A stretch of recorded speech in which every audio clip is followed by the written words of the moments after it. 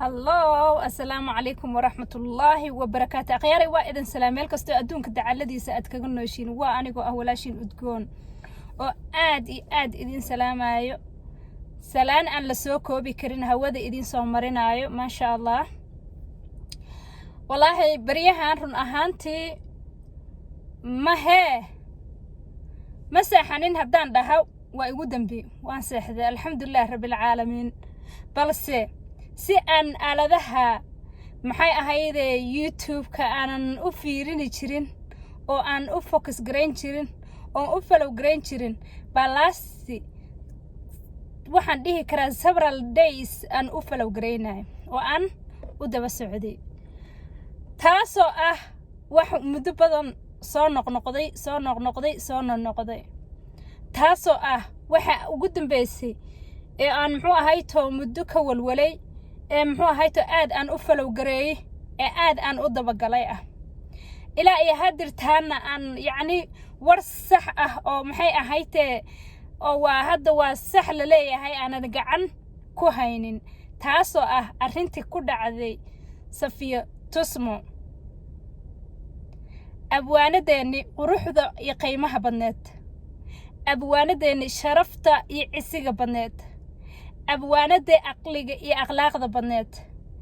abwaanade ma sha Allah tabarakallah ilaahay goyna subhanahu wa ta'ala haday qurux tahay iyo haday qiimo tahay iyo haday wax walba tahay uu ilaahay u dhiibay run ahaantii gabadha sida nulu walwalay dhor jeer hore gabdha ee arinta ku dhacday waan ula walwalay ba waxaan dareemi karaa that time xaaladahayga sida tan way ka bedelnaayeen waayo waxaan ahaa hooyo subaxii shaqo tagdo galabka markay imaadana ilmahay ku mashquulsan mid swimming gay mid inta gay ta hooyo wixii lagu yaqaani mashquul ku ah waxa la yiraahdaa hadal badani han ma buuxsho balse waxa muxuu ahay to ugu soo celcelinaayo oon ugu soo noqnoqonayo ee aan u follow gareynayo waxay tahay inay hesho Safiya Tusmo cadaaladaas oo ah gabar kasta oo Soomaaliyeed in cadaaladda ay Safiya Tusmo ay hesho ay u noqon doonto wax tusmo ah oo miro dhal ah oo ay muxuu ahay to dadka ay ku socdaan ama wadacad oo dadka ay muxuu ahay to ku amal qaadan doonaan sababtay tahay hadii kuwa hore ee gabdhaha Soomaaliyeed dhibaateyn jiray qaar xaar cunsiiyay qaar muxuu ahay to cawradooda banaanka keenay qaar ayagoo qaba dhibaato ku sameeyay hadii muxuu ahay to cadaalad ay heli lahaayeen oo saf looga soo joosani lahaay oo muxuu ahay to la tusi lahaa muxuu ahay to wuxuu dhaqankanaga yahay diintanada waxay tahay la tusi lahaa waxana aaminsanahay inaysan dhalinyarada ayna waxaan ku socon lahayn oo mid walba lafihiisa uu u baqi lahaa waxa la yiri ninaana loo baqin ama mahadu iga maqan tahay somehow laakiin waxa wanaagsan in muxuu ahay to qofka asaga uu isu baqa qofkana asaga isu baqina de waxa weeyaan wixii uu geesta in muxuu ahay to lagu inqaabo oo inqaabteeda la mariyo sababtay tahay muxuu ahay to ilaahay goyna subhanahu wa ta'ala wax walba wuxuu u sameeyay dhirta aad arkaysiin ee asturan ilaahay goyna subhanahu wa ta'ala wuxuu u sameeyay si aanan dhuuxeeda idcaankeeda loo arkin ilaahay wuxuu u sameeyay cover wuxuu u sameeyay yacni qolof uu ku daday si geedkaas unan dhacaanka uga tagin ee uuna u qalalin waa micno meesha ku jiro geedkan inuu qolof leeyahay waa inuu qalalin geedkan haddii mar hore dadkan gacan lagu qabani lahaay maanta asagoo abwaan isku sheegayo gabar kale abwaanad oo fanaanad ah ficilka intaan la ekumuna sameeyeen macadallaahi anaga hadda wax aan aragnay ma jirto laba qof oo is shuminaysa wax weyn ma ahan laakiin inuu soo dhigay xitaa waa qalad sababtay tahay nin kale ma ahan waa sawjkeedii waa ninkeedii waa maryaheedii war waxay ahayd asxaabihii baa laga sheekeynayay muxuu ahayto gabar yacni ayadoo dhan xirinaysa miyaa aabaheed ku soo aaday oo ninkeedii iskiga xijisay maxaa maro lagaaga dhigay sabab haddaad cawradeeda bannaanka keenaysid xaqeeda waa qaaday marka lagu dhahay maxaad u malaysay inaad qaaday do you think inaad qaaday inaad justi isu tegi kartiin oo kali ah do you think inaad qaaday inay only sariirta kula seexani karta no only intaas ma ahan inta aad qaaday waxaad qaaday waxa weeyaan ma ahan waxay cunaysa sababtoo tahay ayada laftirkeeda waa qof bilow aadan ah waa human being waxay leedahay aqli waxay leedahay maskax waxay leedahay dareemo waxay leedahay inta adiga aad haysatid way shaqaysan kartaa waxa dhici karta inay ka aqoon badan tahay waxa dhici karta inay ka aqli badan tahay sababtoo tahay ilaahaygoona subxaanahu wa tacaala shantannada farood muuna simin mid baa halkaa ku hadhay mid halkaa ku hadhay mid halkaa ugu wada fiid dheer maxaa ilaahay sidaa u sameeyay waxa weeyaan cilmi baa meesha ku jira cilmiga meesha ku jira waxa weeyaan qof kasta oo bila aadan oo ilaahaygoona subxaanahu wa qalqay isku aqoon isku aqli ma ahan isku damiir isku dadnimo ma ahan ma fahanteen marka cilmiga meesha ku jira waxa weeyaan waxa dhici karta gabadha inay ka aqoon badan tahay ninka waxa dhici karta inay ka shaqo badan tahay waxa dhici karta inay ka lacag saar badan tahay soo xaqeeda ma qaaday marka lagu dhahay micnaha ma ahan waxa qaaday yacni cuntada cuni lahayd iyo meesha saaxani lahayd aan qaaday ma ahan waxaad qaaday wax kasta oo nolosheeda ah waxaad qaaday marka koowaad inaad maro u noqonaysid oo adiga aad u tahay qofka marada ahay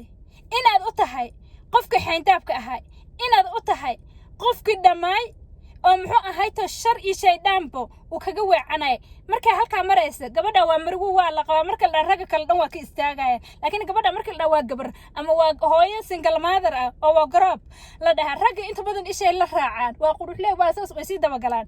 laakiin markay marwanimo ku ogyihiin ma sii dabagalaan soo gabadhan maadaama aad daaradeedii iyo muxuu ahayto wax walba aad adiga aad u xaqeeda qaaday laguma dhihin sawirro inaa ka duubtid inaa branka ama camal meel wax u gelisid aad bannaanka soo dhigtid ma ahan sababtay tahay ninka naagtiisa ceebteeda bannaanka soo dhiga waxaana aaminsanahay tiisana inuusan asturi karin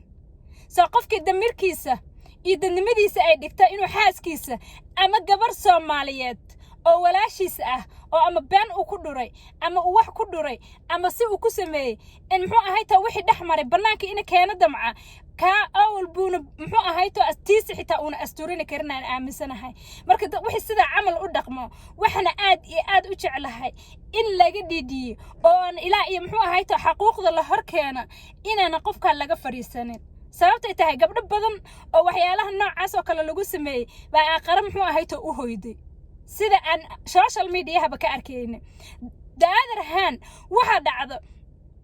muxuu ahayto maanta hadii ninkii safiitusma maanta waxa ku sameeyay aanan muxuu ahayto qabiil loo difaacin aanan loo difaacin waa in hebel oo aanan loo difaacin waa kan oo muxuu ahayto in waxa ay tahay xaq la horkeeno oo ninka meel kasta oo lagu arka ama eheliyadiisa ha keenta ama qaraabadiisa ha keeneena ama qof walbo meel ku og uu intuu soo qabto xaquuqda iyo xaqa ay gabadha ku leedahay la horkeena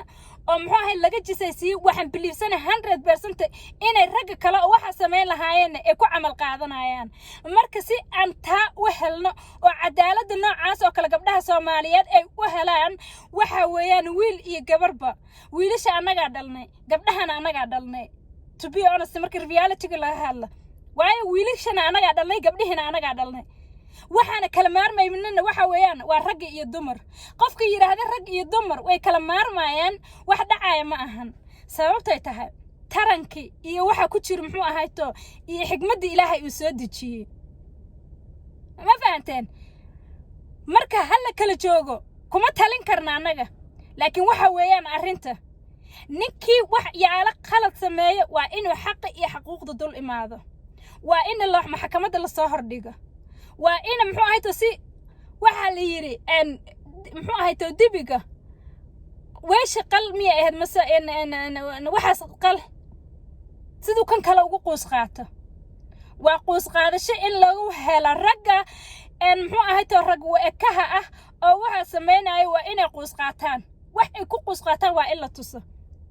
sidaa awgeed waa inaan ka harin tan ku dhacday safiitusmo waa inaan mar walba ka dhidhiinay ilaa ninka gacan lagu soo qabto maanta wararka qaar meelo qaar waxay qorayeen in la soo helay oo la haayo meelaha qaar waxay qorayeen in wili lagu raajoogo oo 3 meel ama 4 meel oo dhanka Itoobiya kamid ah lagu tilmaamayo waxa kale aan arkaynay in la yiri qofkii soo helay abaalmarin ama wuxuu leeyahay xaq marka si ilaa waxaan haddii annaga social media aan joojino oo aan stop garayno 100% xasaasadii waxa way dagayaan waxa hal iloobaa la dhihi si aan baloo iloobin oo looga muxuu ahay to looga hadlo oo ilaa iyo xuquuqda la hor keeno aan lagaga fariisin waxa weeyaan inaan annaga aaminsan sababtay tahay marka la wareysana inaad waxba sameeyeen inuu waxba sameeyeen how he knows sidoo ku og yahay يعني أنا هذا وعسى وعد وحس ما سميسن لا مين كان كوع سكنايا ما سمينا كلية هاي وهدان إلهي كبقين مركا أقبل ماشان ويل كان ننكي ووعي عبدي عيسى something بعدها أوكي ووعي مركو وعي دقيسة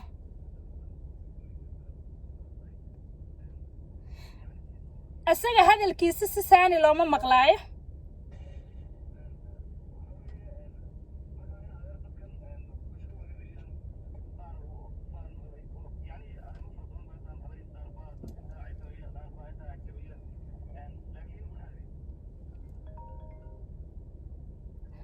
sorry call baa iga soo galay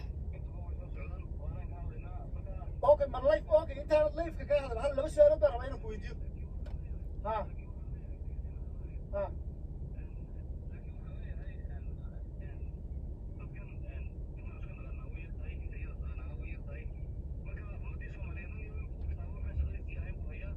صح halka ii jooji halka ayada igu qabo yani inta ayada taqaanaay waa yartahay inta aniga i taqaanaani waa yartahay that is right qof walba social media ba ka aragna kor ba ka aragnay okay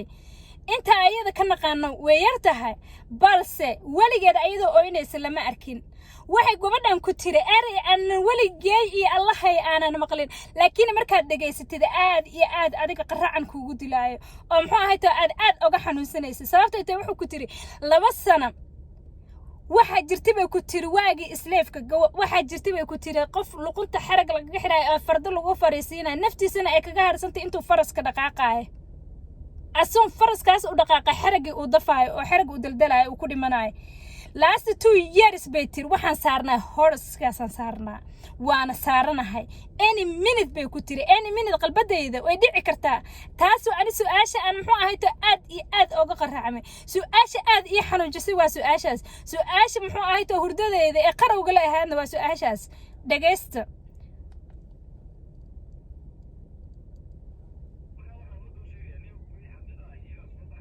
صح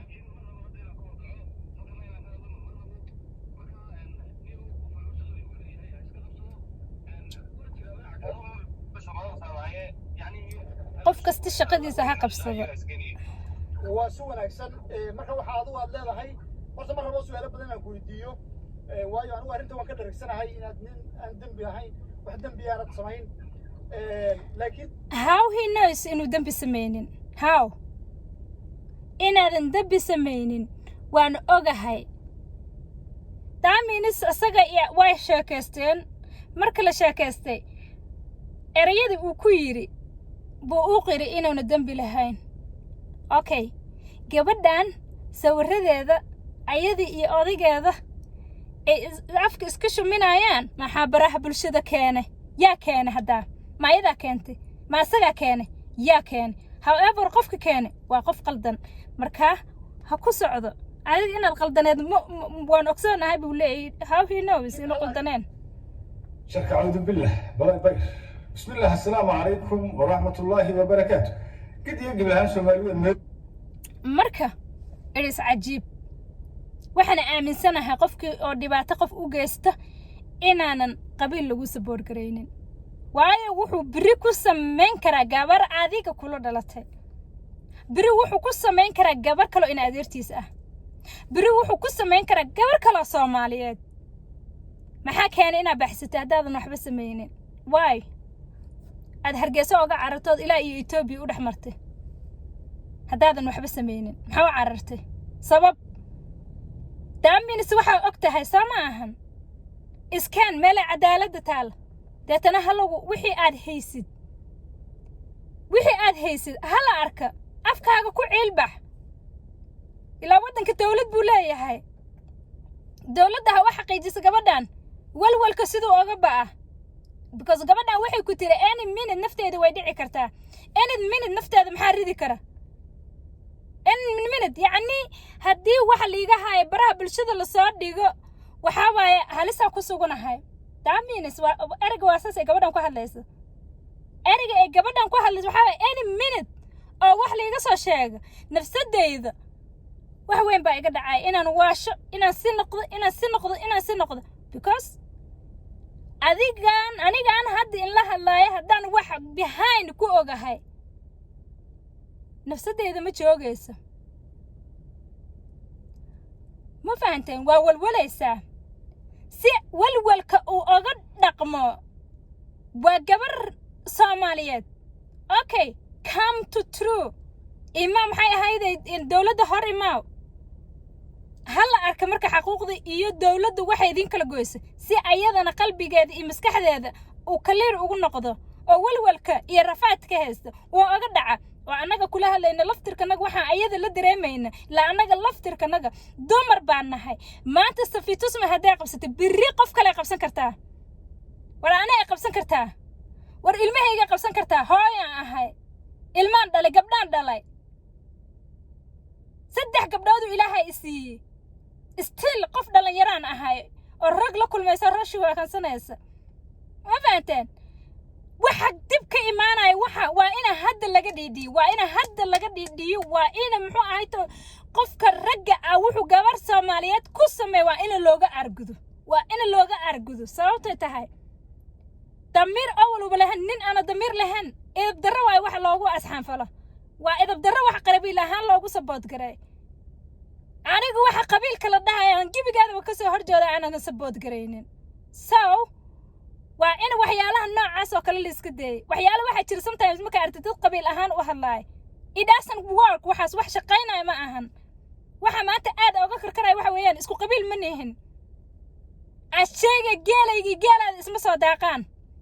ashayga wiilka waxaas geesa geelisi geel naga isma soo gaaro at the same time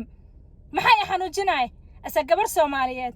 fanaanad Soomaaliyeed baraha bulshada aan ka daawado aan falow garan jiray ku dayasho madneed inaanan laga harin waaye especially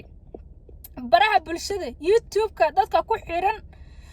ama Facebook-yada ku xiran waana inayna ka fariisan unless ay cadaalad waa inay cadaalad hesho oo tusmo wadnaheeda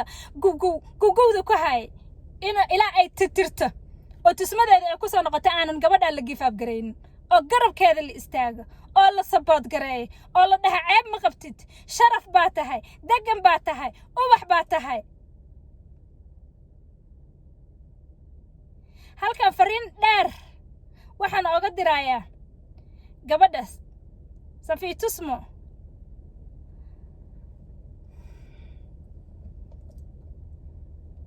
qorto isku luuqadan ku yar bedelanahay masaxan u dhahoyaa safiitusmo wiilkan bas u qoray okay safiitusmo waxaan leeyahay safiya aha walwalin waliga dhibaato arki ma haysid safiyo aha walwalin waliga walaaca arag adduunka intaad nooshay cibaado soo bani amal soo banaan ilaah kaaga rajeeyay abaayo ceeb ma qabtid waliga inta heesaysay adoo madax qaawan oo dadka soo hor istaagay kuma arkin gabadha madaxeeda iyo garbasaarkeeda hidadeeda lagu yaqaan isku dadaysay baa tahay ceeb ma qabtid safiyo waxa tahay ubax waxa tahay geenyadii hablaha safiyo hawalwalin abaay maanta asaga ceebaysan under your feet maanta asaga joogo maanta asaga ceebaysan Soomaali Maxamed oo dhan indhaheeda saa iskugu soo shiday tooshka saa u saaran yahay aniga aad waxaan uga soo horjeedaa inta badan waxaan nabacahay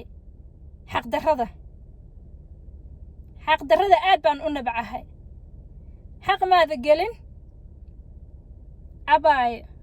danaha aad meeshaas u tagtay oo ilmahaaga oo kaga maqneedna ilaahay guucno subxaanahu wa tacaala ha kuu fududeeyo kolley qof dan la'aan meel uma aado aniga maanta kula hadlaya ilmahayga hadda ka taga dan muhiimo isoo gashay baan u bixi karaa dheedheelkuma bixi karo marka dantii aad muxuu ahayto ku maqneed ood ilmahaaga oga tagtay ilaahay si wanaag oo wanaag ah allaha kuugu soo dhameeyay ceebna ma qabtid walaal macaan taadana allaha asturo taanadana allaha asturo insha allah billaah kariim waxaan rajaynayaa walwalku kugu taagan inuu ilaahay kaa siibo ina cadaaladda ninka inta in la eg oo dhibaato hadduu kuu geeyo in lagaaga aargudo insha allah bilillaahi kariim soomaali maxamedey waa idin salaamaya meel kasta oo aad adduunka dacaladiisa ka joogtiin aad baan idinkuugu faraxsanahay sida dhiirigelinta leh oo aad uga dhidhiinaysiin gabadha walaashiin ah sida dhiirigelinta leh oo aad u garab taagan tihiin gabadha walaashiin sida aad dhiirigelinta leh oo muxuu ahayto garabkeeda soomaali maxamed oo dhan rag iyo dumar loo garab istaagay oo garabkeeda loo taagan yahay safiitusmo aad baan ugu faraxsanahay sababtay tahay waxay maanta iyada heshay birina gabar kaloo Soomaaliyeed ama anigaba aan dhaha baa helaysa waa for sure marka wanaajinta iyo xoogga oo muxuu ahayto gacmo wada jir bay wax ku gooyaan garabkeeda loo taagan yahay oo subax iyo habeen qaaqada loogu haayo aad baad uga mahadsantihiin aniga laftirkayga ayaa inkiiga mahad celinaya waayo Soomaali waa garbahaaga garbaha aan ku duulayno waa Soomaali marka Soomaali la'aanteed ma noolaan karno gabar Soomaaliyeed la'aanteed ma noolaan karno wiil Soomaaliyeed la'aantiisna ma noolaan karno waxaan waa wax ilaahay weyna subxaanahu wa tacaala iskugu kaay tirgal waana xikmad ilaahay u meesha dhigi waxaan isku nahay maro iyo ul iyo diirkeed baan nahay ul iyo diirkeed daaminisgeedka iyo qoloftiisa si iskugu lamaasan yihiin baa wiil iyo gabarba iskugu lamaasan waayo wiilal waa dhalnay waana nala dhasheen wiilal way nala dhasheen waana dhalnay waana dhaleen adduunkan ugu jecelnahay ben haddaan ben la sheegaynin waay laakiin kan qalad geesta oo gabar Soomaaliyeed qalad u geesta wiilashayaga kamid ma ahan waa in cadaalad la hor keeno saas ayaa idinkiiga tahay waxa idin leeyahay one love in ma dhahay 10 love ay idin ama boqolaal love insha Allah subscribe ki like ti share kana halii saar assalamu alaykum